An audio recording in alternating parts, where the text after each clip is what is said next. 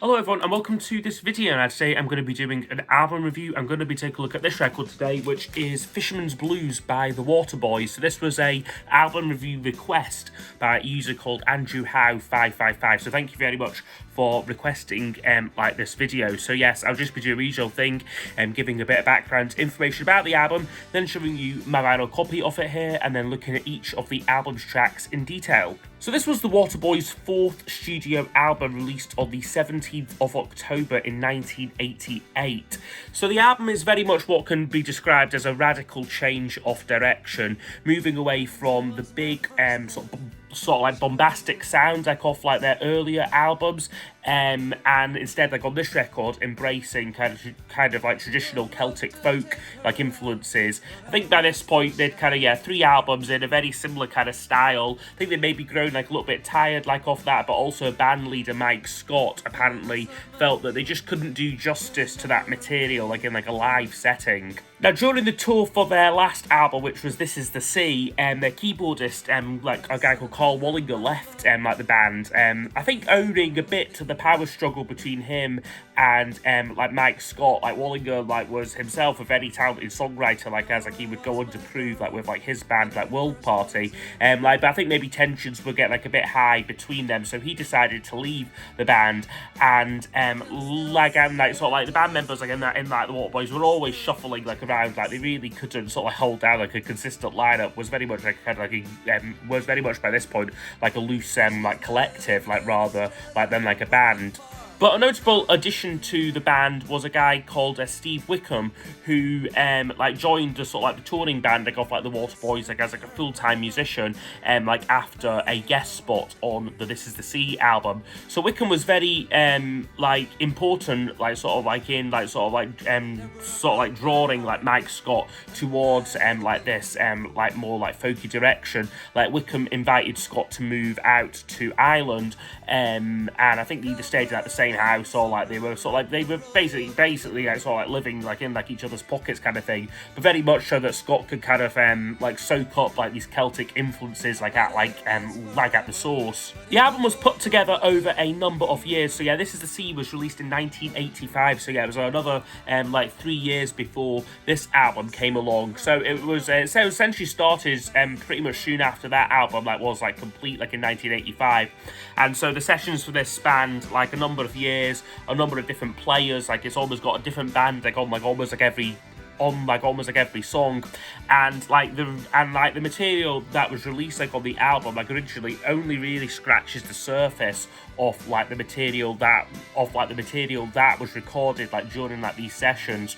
So there was a later compilation put out called Closer to Heaven, which collected 15 outtakes, and then more material came out. I think there was a 7 CD deluxe edition like off the album. So they were really productive like during this time. But yeah, like this like this final record that came out really only like as I said like scratched the surface of like what they had recorded. Scott would later reflect though that he had experienced quite a lot of like indecision making this album, and like he felt that he got like a bit too carried away with kind of recording like sort of thing, and like kind of like exploring such like a wide range of styles meant that he found it quite difficult sort of trying to distill it all down like into like a single album here. Now, upon its release, it divided fans and critics alike. Although I would say, like with like the Waterboys, they probably lost as many fans like as like they gained, like really like with like putting like this album out, because this wasn't a flop album by any stretch of the imagination. It reached number 13 like on the UK charts,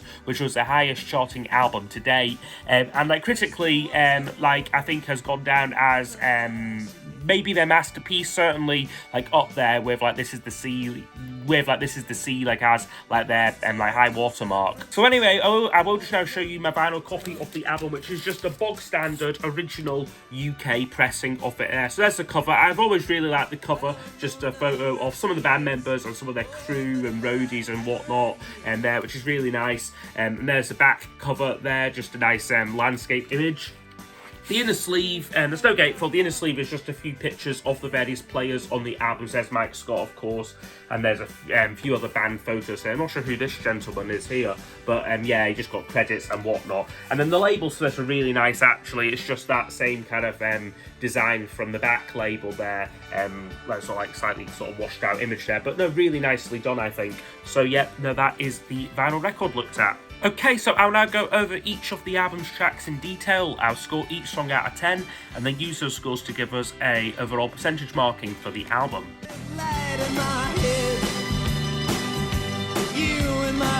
Okay, so the album kicks off with the title track, Fisherman's Blues, which is, I'd say it's probably like a generic opinion, but I'd say this is the best song, like, on the album, and is an absolute classic, like, off, like, the Waterboys, like, discography.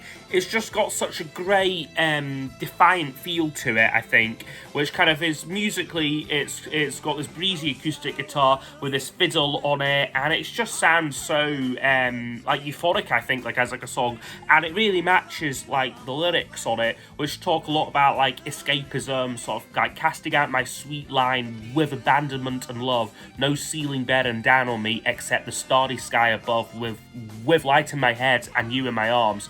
And it's, yeah, it was one of the first songs that was written for the album, apparently like while like the Waterboys were coming back from America in November of 1985, and I think we're just tired of touring, really, and you can really hear, like I said, like on like this song, Scott yearning for like a different life, like kind of thing. So yeah, it's a really great song, this one here. It's just such an excitable performance with all like those whoops and yelps like Mike Scott does in it. It's just a really like infectious track. So this, like, as a single, did okay. It reached number 32 in the UK and number 13 in Ireland, where, like I said, like a vast chunk of this album like was recorded.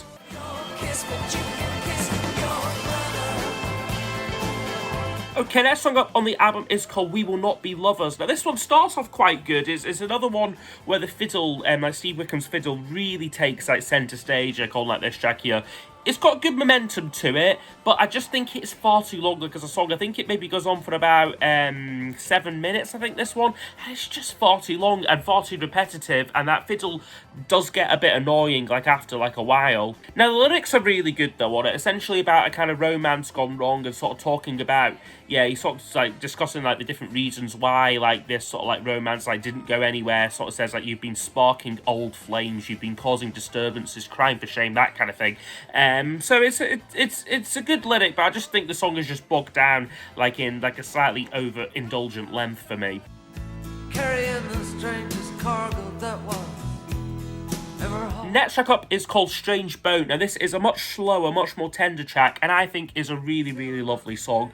It's got a gorgeous melody on it, and Scott sings the track with feeling, but doesn't overdo it either. Like, you know, like he kind of, it's a restrained performance, like all round. Lyrically, I've read that it's about the kind of, yeah, the journey of life sort of thing, sailing like on like a strange boat kind of thing, the thing like as a metaphor for sort of like sailing like through life. But also, I think specifically references the kind of Waterboy status, like as like a famous band. He sings like, we're following a strange star, we're climbing the strangest ladder that was ever there to climb, we're living in a strange time, working for the strange ghost things on. So yeah, it's maybe quite repetitive lyrically, but I think it's sung with feeling, like as I said, and like it doesn't also feel too self-centered either, like they're writing just about themselves. You know, it does feel like a relatable song, like I would say. It's got some nice harmonica work in it, and like, but what I would say with this song, in contrast to the last song, like We Will Not Be Lovers, is this song's almost too short. Like, you know, I don't like often say that, but I just feel it maybe isn't given enough time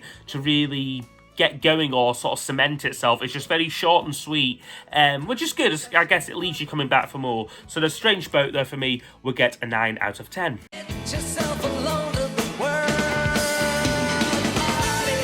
Okay, the next song up is called World Party. Now, I originally thought that the title of this was a homage or like a nod to the former member Carl Wallinger's band, but apparently it turns out that it was Wallinger who got the name for his band from this song, because they must have written this song like about 1985. Like, he's credited like as a co-writer like on this, but then he left the band obviously after they recorded like this song, also taking with him like the name like of like this song.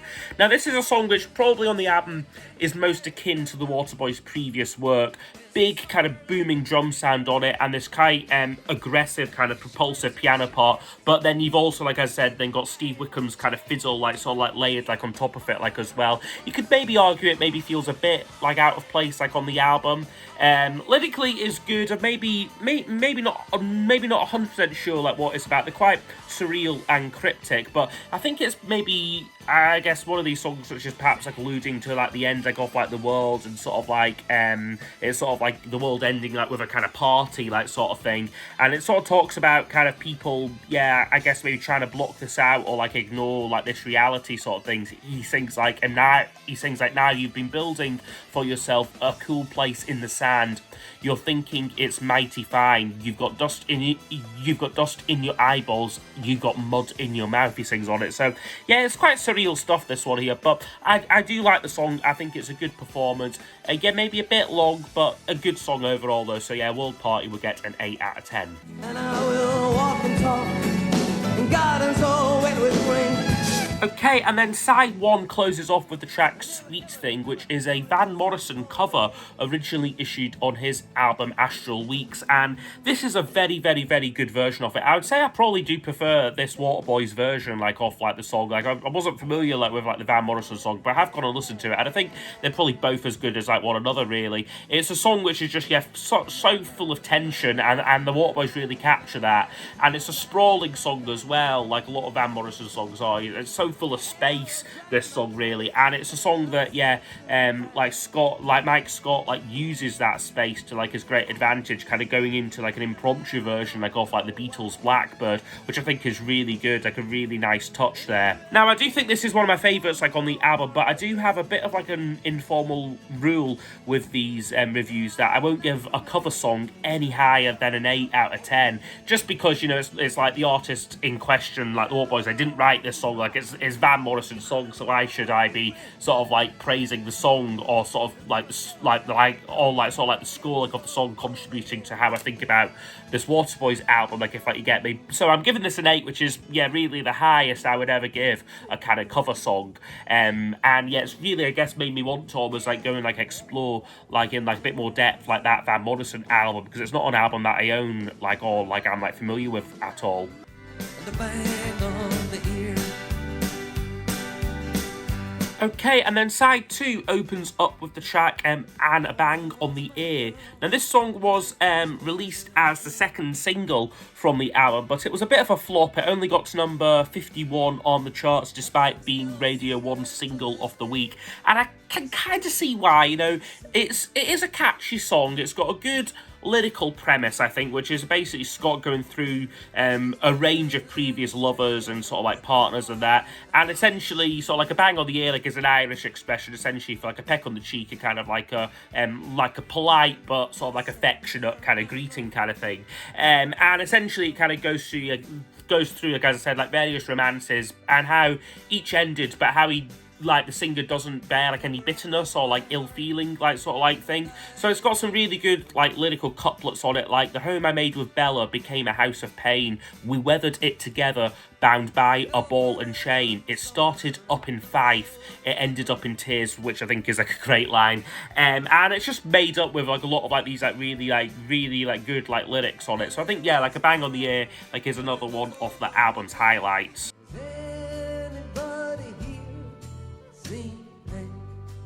Okay, now this is maybe slightly where the album maybe, I don't think goes off the rails a little bit, but just for me, I think there's a couple of weaker tracks start to creep in to the second side, like, of the album here. So first one up is like, Has Anybody Here Seen Hank, which is my least favourite like on the album. I'm giving it a 5 out of 10. It's essentially a kind of tribute song to the country legend Hank Williams, describing him in, yeah, quite a kind of mythical sort of figure. He's sort of saying like he's as long and thin as a plank. He's got a fistful of charm and a gun beneath his arm, he sings on it. It's a twangy country number, but a pretty sleepy number, like, if I can be like honest with you. It's not a song that I would ever pick out like on the album. I'd almost skip it like on the album, like, if I can be like honest with you. I think they probably had, I've not listened to many like of the outtakes like for this album, but I can imagine like out of like the 100 or so songs that they recorded, they must have had a couple like better, a couple like at least like better than this. When we're waiting married, Molly? When will we be wed?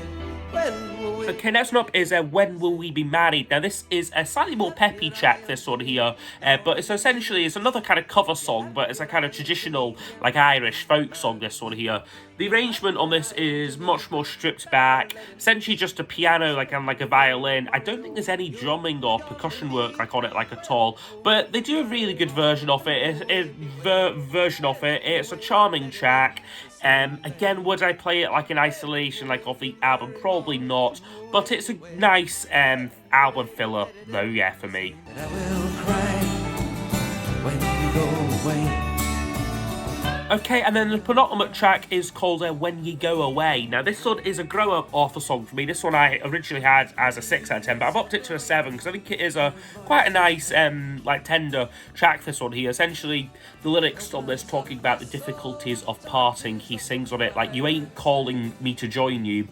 And I'm spoken for anyway, but I will cry when you go away. Scott's voice is gruff but tender, very much giving a kind of like sort of like Bob Dylan vibes, like on like this song.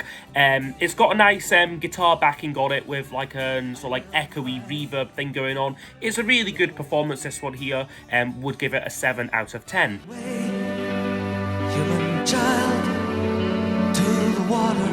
Okay, so now we reach the album closer, which finishes with a song called The Stolen Child, which is essentially like a Yeats poem put to music. It's a charming song, this, I think, actually. It's quite a dreamy track. The piano on it is quite sort of like hypnotic, I'd say. And there's some nice flutes on it, like, as well. It's quite kind of, yeah, it's a mix of kind of spoken word and then kind of Mike Scott doing this kind of like this vocal refrain on it.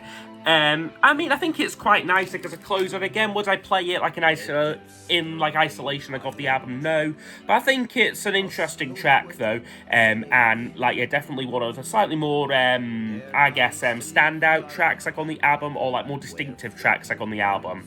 And I won't score it, but like, yeah, like the album like ends with an impromptu performance of the Woody Guthrie song, like This Land Is Your Land, with some of like the lyrics changed on that to reflect like their location, like in Ireland. Again, like I said, I won't score it. Like, it's a 50-minute, like 50-second snippet, like off like that. Like yeah, like it's there, like on the album, and just kind of rounds things off quite nicely.